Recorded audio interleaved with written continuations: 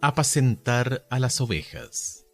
Dado que nuestro estudio de este trimestre se centra en Primera y Segunda de Pedro, estaremos leyendo las palabras de alguien que estuvo con Jesús en la mayoría de los momentos importantes de su ministerio. Pedro también llegó a ser un líder prominente entre los primeros cristianos. Estos factores, por sí solos, hacen que valga la pena leer sus epístolas. Sin embargo, estas cartas cobran un interés adicional, dado que estaban dirigidas a iglesias que vivían tiempos difíciles, enfrentaban persecución desde afuera y el peligro de falsos maestros que surgirían desde adentro. Pedro advierte que entre las cosas que estos falsos maestros promoverán estará la duda en cuanto a la segunda venida de Jesús. ¿Dónde está la promesa de su advenimiento?, dirán, porque desde el día en que los padres durmieron, todas las cosas permanecen así como desde el principio de la creación. Segunda de Pedro, capítulo 3, verso 4. Hoy, casi 2000 años después, conocemos la realidad de esa acusación, ¿verdad?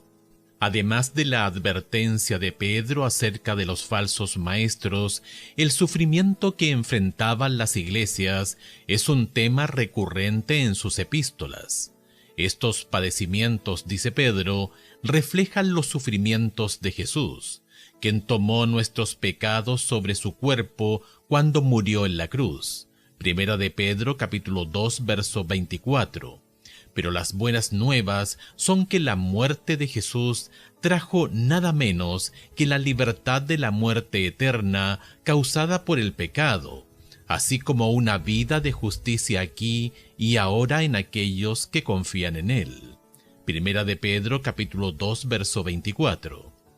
Pedro dice que Jesús no solamente murió por nuestros pecados, sino también regresará a la tierra y traerá el juicio de Dios. Segunda de Pedro, capítulo 3, versos 10 al 12. Pedro enfatiza el hecho de que la expectativa de juicio debería tener implicaciones prácticas importantes en la vida del creyente. Cuando Jesús regrese, destruirá todo pecado y limpiará la tierra con fuego. Segunda de Pedro, capítulo 3, verso 7. Entonces, los cristianos recibirán la herencia que Dios ha estado reservando para ellos en el cielo. Primera de Pedro, capítulo 1, verso 4. Pedro tiene palabras sumamente prácticas sobre cómo deberían vivir los cristianos. Primero y más importante de todo, los cristianos deberían amarse unos a otros. Primera de Pedro, capítulo 4, verso 8. Pedro resume su argumento diciendo: finalmente, sed todos de un mismo sentir, compasivos, amándoos fraternalmente, misericordiosos, amigables. Primera de Pedro, capítulo 3, verso 8. Las epístolas de Pedro también son una proclamación ferviente del Evangelio, el mensaje central de toda la Biblia.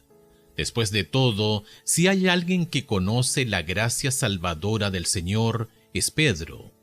Este Pedro que tan abierta y crasamente negó a su Señor, aun con maldiciones, diciendo: no conozco al hombre. Mateo capítulo 26, verso 74.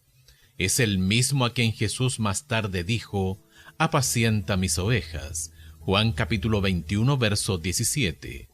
Estas dos epístolas son un ejemplo de que Pedro hizo exactamente eso: apacentó las ovejas del Señor. Y por supuesto, cualquier parte de ese apacentamiento incluirá la gran verdad de la salvación por la fe en Cristo, un tema que tan poderosamente proclamó su compañero de labores, el apóstol Pablo. Esta es la verdad de la gracia de Dios, y Pedro lo sabía no solamente por teoría o como una doctrina, sino porque había experimentado en carne propia la realidad y el poder de esa gracia, tal como lo escribió Martín Lutero en su comentario sobre Pedro.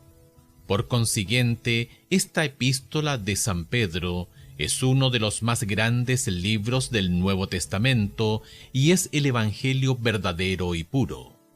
Pues Pedro hace también lo mismo que Pablo y todos los evangelistas al inculcar la verdadera doctrina de fe, como nos ha sido dado Cristo, quien quita nuestros pecados y nos salva. Comentario de las epístolas de Pedro y Judas, páginas 2 y 3. Jesús le dijo a Pedro que apacentara a sus ovejas. Nosotros estamos entre esas ovejas. Alimentémonos. Robert K. McKeever creció en Nueva Zelanda y trabajó durante la mayor parte de su carrera en el Colegio de Avondale, Australia, donde enseña Biblia y arqueología. Es autor de varios libros, entre los que se encuentran Los 4 rostros de Jesús y Más allá del Código Da Vinci. Nuestraesperanza.cl